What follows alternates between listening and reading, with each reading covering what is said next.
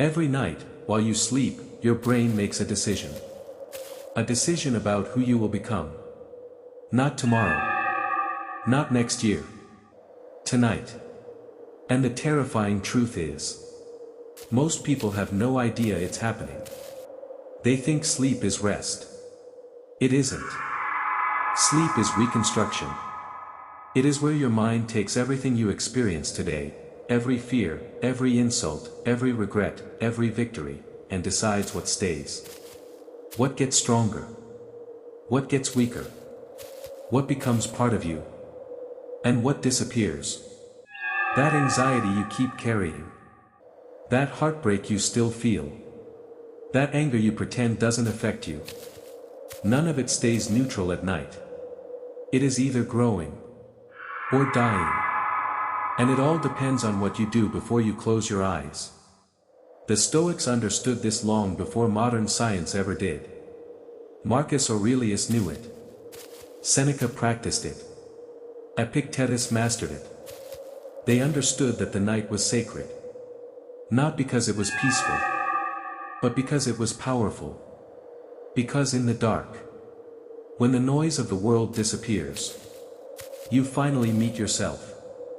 And what you do in those moments determines everything. Tonight, I want to show you 7 Stoic practices. 7 hidden ways your brain transforms itself every night. Not motivation. Not empty advice. But psychological rewiring. Real internal change. And if you understand this, you may never go to sleep the same way again. Stay with me. Because the 7th lesson may be the one that changes your life forever. Lesson 1, the night review. Seneca had a ritual. Every night before sleep, he would examine his entire day. Not casually. Not quickly. Deeply. He wrote, "When the light has been removed and my wife has fallen silent, I examine my entire day." Think about that. He audited himself. His words. His actions. His thoughts. His mistakes. Not to punish himself, but to understand himself. This was not journaling. This was war strategy. Because the Stoics knew something most people avoid.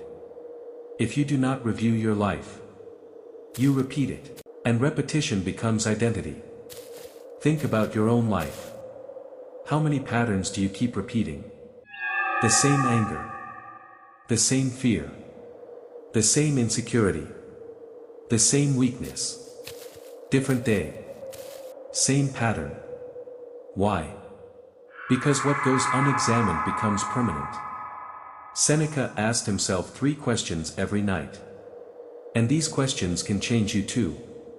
First, what weakness did I give into today? Be honest.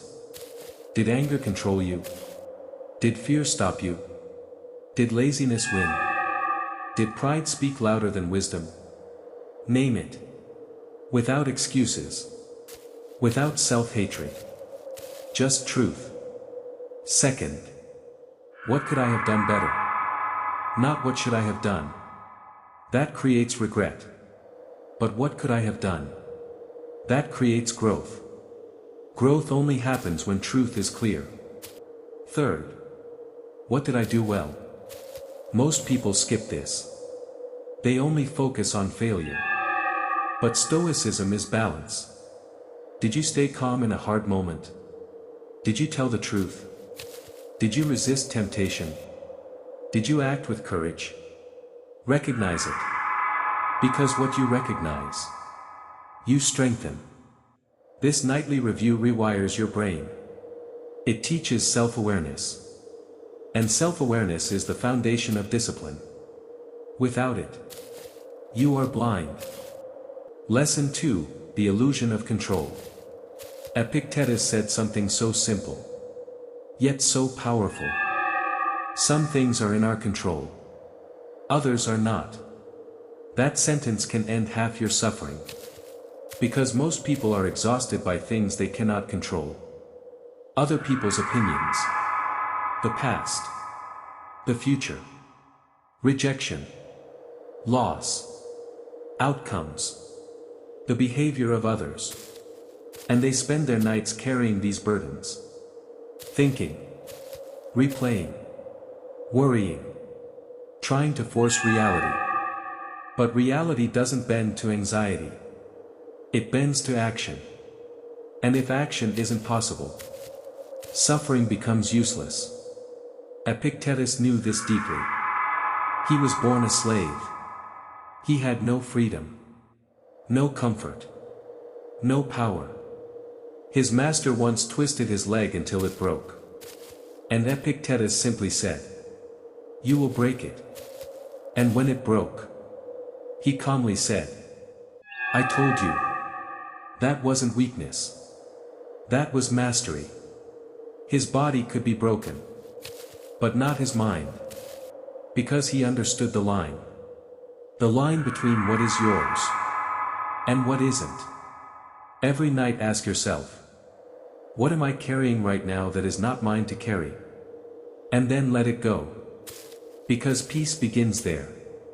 At the edge of control. Lesson 3, Premeditation of Pain. The Stoics had a strange practice. Before sleep, they imagined the worst. Loss, failure, death, rejection, pain. Why? Not to create fear. To destroy it. Seneca called this premeditatio malorum. The premeditation of adversity. Because fear grows in vagueness. When something remains unclear, it becomes bigger, scarier, more powerful. But when you look directly at it, it shrinks. Ask yourself tonight, what am I afraid of? Name it. Clearly. Precisely. Not something bad. What exactly? Failure. Being alone. Losing someone. Being humiliated. Facing the truth. Then ask, if this happened, could I survive it? And who would I need to become? This changes everything. Because hidden inside fear is strength. The strength you haven't built yet, but could. Most people run from fear. Stoics walk toward it. Because fear loses power when faced. Lesson 4, Sleep like it's your last night alive. Marcus Aurelius said, "You could leave life right now." Most people hear that and feel uncomfortable. But the Stoics found freedom in it. Because death clarifies life. When you remember time is limited, everything becomes sharper. Petty arguments lose importance. Ego loses power. Distraction becomes obvious. Truth becomes urgent. Think about it. If tonight was your last night, would today have been enough? Did you live? Or just survive? Did you love? Or hold back? Did you speak honestly? Or hide? Did you chase meaning? Or comfort? This question cuts through illusion. Because one day, it will be true. One day you will sleep and not wake. And the Stoics believed remembering that makes you truly alive. Seneca said, "It is not that we have a short time to live, but that we waste much of it." How much time have you wasted? On anger? On proving yourself? On waiting? On fear? Tonight ask, if this was the end, what mattered? And what didn't? That answer reveals your real life. Lesson 5, Return to the breath. Most suffering is time travel. You're not suffering here. You're suffering there. In the past. Or the future. Marcus Aurelius said, "Confine yourself to the present. That's where peace lives." But the mind resists it. Especially at night. At night the mind wanders. It replays pain. Creates fear. Builds stories. And your body believes them. Your heart races. Your chest tightens. your sleep disappears. The Stoics had a simple solution. Return to the breath. Not as escape. As grounding. Breathe in. Slowly. Breathe out. Slowly. Again. Again. Again.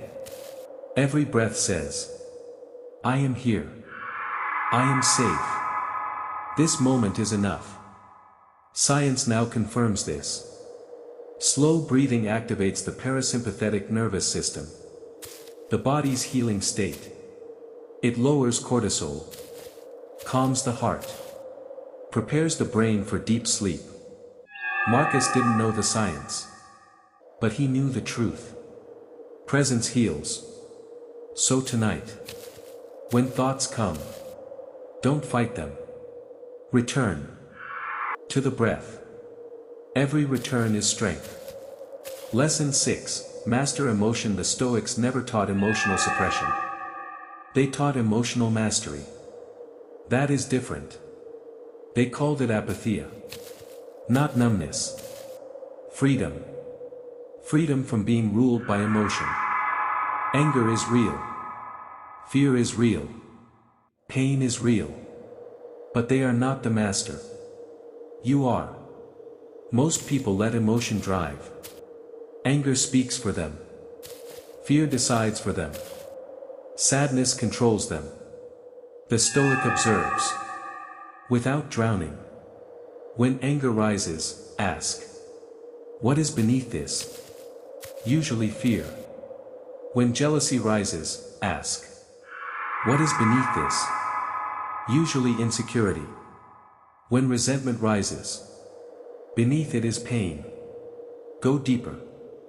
Always. Because surface emotions lie. The root tells the truth. Viktor Frankl said. Between stimulus and response there is a space. That space is freedom. And Stoicism lives in that space. Before sleep, review your emotions. Not with judgment. With curiosity. What ruled you today? What triggered you? What hurt you? And why? This creates emotional intelligence. And emotional intelligence creates peace. Because peace isn't the absence of feeling. It's the presence of understanding. Lesson 7. Program tomorrow's self. This may be the most powerful lesson.